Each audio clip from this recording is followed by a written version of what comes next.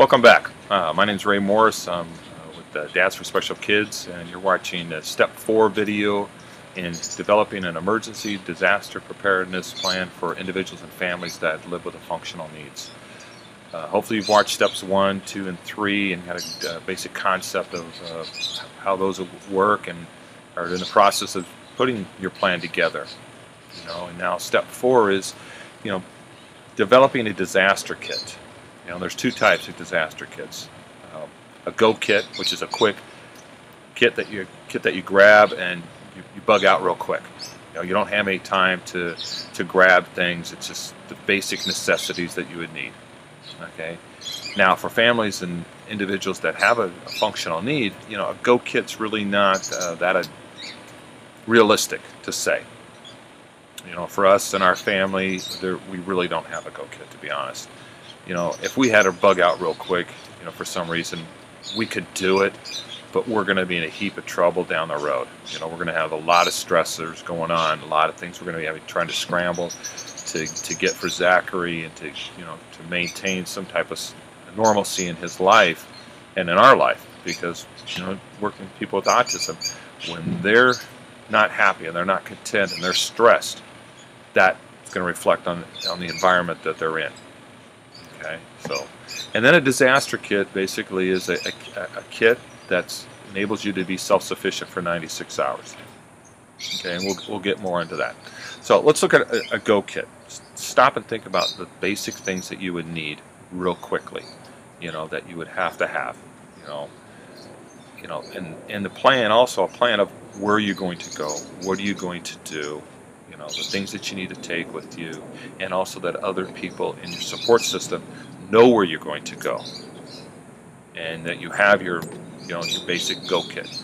There's nothing to say that, hey, we have a go kit, boom, we bug out real quick. Well, wherever we're going, say it could be Kelly's folks up in Cottonwood. Well, that's where we're going to go. Well, we have already there supplies to meet the needs for Zachary. We have up there, for example, incontinence supplies already there. So, we don't need to have, take all that stuff with us. It's already there. Okay? Could be medications also. Could be things that he likes, as Thomas and Blue's Clues and videos and some stuff like that. That's already there.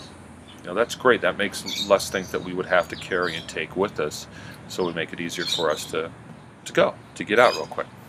So other things you want to carry is personal identification, picture ID, saying who you are, so people know you have proof to say. But also we have to carry is medical power of attorney, because we are guardians of Zachary because he's over 18.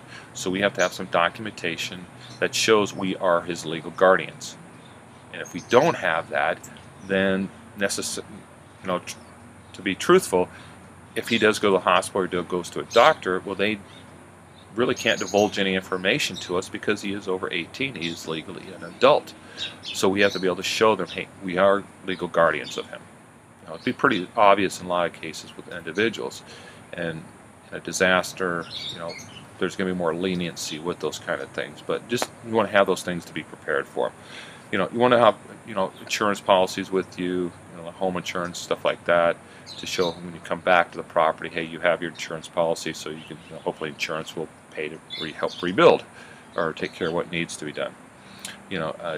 Deeds to property also, if you have those kind of things. Birth certificates, good to have to show legal age, citizenship type things. Utility bills or something like that shows that if you come back to this, say we bug out of our house and we come back to the house and it's devastated, for example, well, we have a utility bill that shows our names, our address on it, so it shows that we were residents of this property. They need that. The government needs that. Insurance company needs those kind of things. Also, a good thing to do is create a digital recording of your property, the outside of the house and also the inside, showing all the things that are in the home. So when it comes to putting an insurance claim or something like that, you have proof of what was in your home. You're not having to rely upon your memory to remember, oh, what was in that room upstairs? What was, like that. You got a picture to look at. Like the old saying, a picture's worth 1,000 words. So that takes a burden off of you of trying to remember those kind of things. Okay, now where are you going to keep that? where are you going to keep that digital copy? iCloud's a good place you can keep it at, so it's always there. Just hopefully you get access to it. Put it on a flash drive, put it in a safe deposit box, put it in a safe. You can even put a copy of it in your Go kit. So it's always there, ready to go. And try to remember to update that every year or so. So things do change. So, okay. Also, you want, and this is a real hard one to do, especially in today's society, is you want cash. You want to have some cash with you in your Go kit. So in reality, who has a couple $100 laying around that they can always keep in their Go kits? All right. So just try to be aware of that. That if you do bug out, you need cash. Because the ATMs may be down, credit cards may not be working, they're not going to take personal checks. So have those kind of things, looking at, having a plan of what you can do, where you could stop at to get cash if need be. Okay. Medications, big thing. Have medications to go with you. Like for us, Zach's, we got medications and we leave it in the bottle. Like I've said in the past, leave it in the bottle because then you have the prescription number, the prescription name, and the doctor prescribing it. So if you have to get refills and you're not in your local area, for like us, we should get our prescriptions at Fry's. Fry's may not be around. We may be going to CVS or Walgreens or something like that. We have that bottle so the pharmacist can give us the right prescription that we need for Zachary. Okay, so take those kind of things. Also, a change of clothes. Basic, shirt, underclothes, shorts or something like that. Have at least one change of clothes in your Go kit, because you may get soiled, you may get dirty from trying to get out of town, get exposed to something. Have that. Incontinence supplies, like for us, if we want 2-day supplies of incontinence supplies for Zachary, we're looking at probably 14, 16 diapers, pads, and wipes. Okay, that's a pretty big chunk of space we're going to have to carry something in. So got to look at that. Take some type of snacks, something to eat, good carbohydrates, things that are going to make you fill up, and that's be good stored energy. You don't want a lot of simple sugars, because you're going to get that sugar buzz and then you're going to crash on it. So you want things that are going to help sustain you, that you can eat and be healthy. So a lot of times, beef jerky, trail mix, so those kind of things are good to have. So bottled water, some type of water for you that you can carry with you. Here in the Southwest, you need at least a gallon of water a day per person. So for us in our Go kit, we're talking 8 gallons of water. Got the pets, take the animals, so that's another gallon of water they're going to need too. So think about those kind of things and what you need. And then also the essential medical equipment that you may need to have with you, based upon your medical condition, oxygen bottles, insulin, and whatever you may need, having some type of easily grabbable container of it so you can bug out real quick. Now you also have to look at your Go kit. It may be seasonal. Like for us here in the Southwest, during wildland season, which is going on right now, that's something to be concerned with. Okay, we want to make sure our kits are ready at that time of year. Yeah, it's always ready year-round, but at the prime season, make sure everything's up to date, everything's current, and it's ready to go. So one thing that's coming out of the Yarnell fires up outside of Prescott, in the Arizona area, is a lot of seniors didn't want to leave. A lot of seniors didn't want to evacuate out of their homes because they think not necessarily that they're invulnerable, but nothing's bad going to happen to them. So try to always be willing and ready to go if you need be, and we can rebuild property. We can't get another one of you. We can't get another person. So have a plan, be ready. So now looking at the disaster kit, and everything I'm looking at has been on page 21, 22 of the guidebook. So take a look at that. And on 22 is your disaster kit, 96 hours being self-sufficient. So it's taking your Go kit and just boom, making it bigger for 4 days. Okay, showing you a slide right now this is a picture of a commercial Go kit. And it's a 2-day supply for 2 people. Fits in a little backpack, as you can see. Has water, has food, has all survival techniques, things that you would need: matches, Leatherman, rain poncho, dust mask, You can see all the different things that are in there. Now you have to look at that kit. Is that applicable to you? Will that work for you? Will that work for our family? Not really. I mean, a lot of things, yeah, real great. Simple, great ideas. But will it work for Zachary? Not necessarily. So, and this is what happens is in a disaster, is those that are most vulnerable, those that are, require more specialized equipment, things like that, they're the ones that usually perish because they're not as resilient and to be able to adapt to the different environments. They need certain things. If they don't have it, things are going to happen. So, we have to look at that. So we've taken that Go kit, that's the commercial one, and picture now you're looking at, this is a Go kit for Zachary. All the things that we would need for him.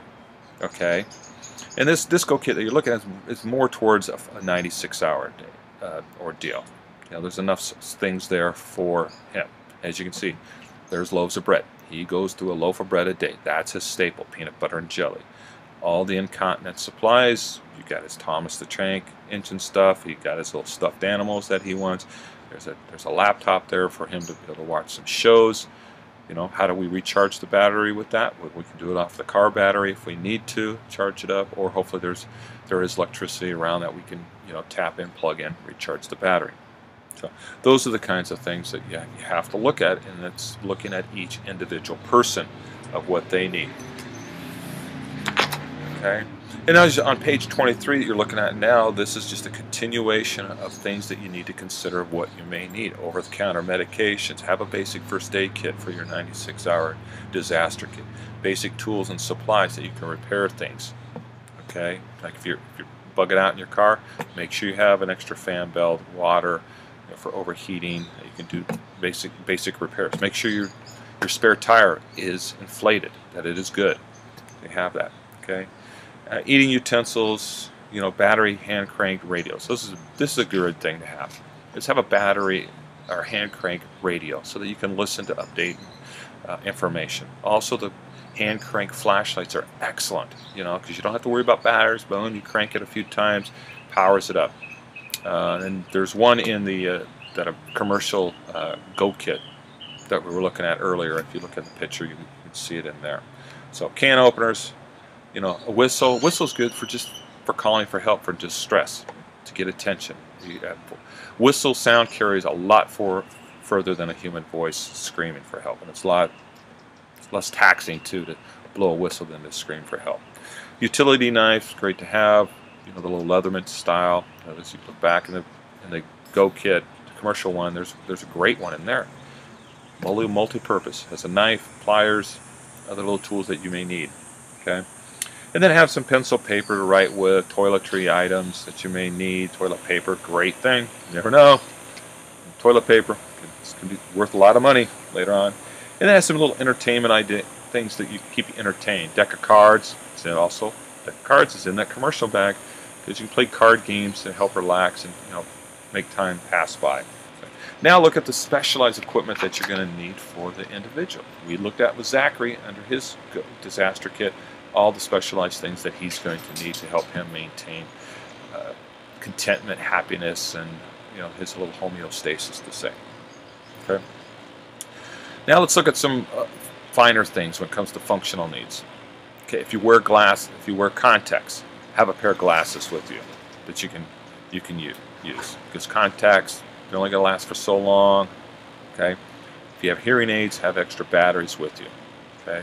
Because you want to be able to communicate. If you're deaf, hard of hearing, and you don't have your hearing aids, it's going to make anxiety greater for you in a disaster because it impairs your hearing ability, things like that. So, specialized or adaptive devices that you may need, have a backup to them. If you're relying upon one, just communication board. Well, if that goes down, the batteries go out on it. What's your backup system for that? Okay. And just think about other items that you may need, around. That's going to make things a lot better for you. Now look at your service animals and your pets. Okay, as you can hear in the background with me, that's Louie, our dog. He's got out of the swimming pool. It's hot.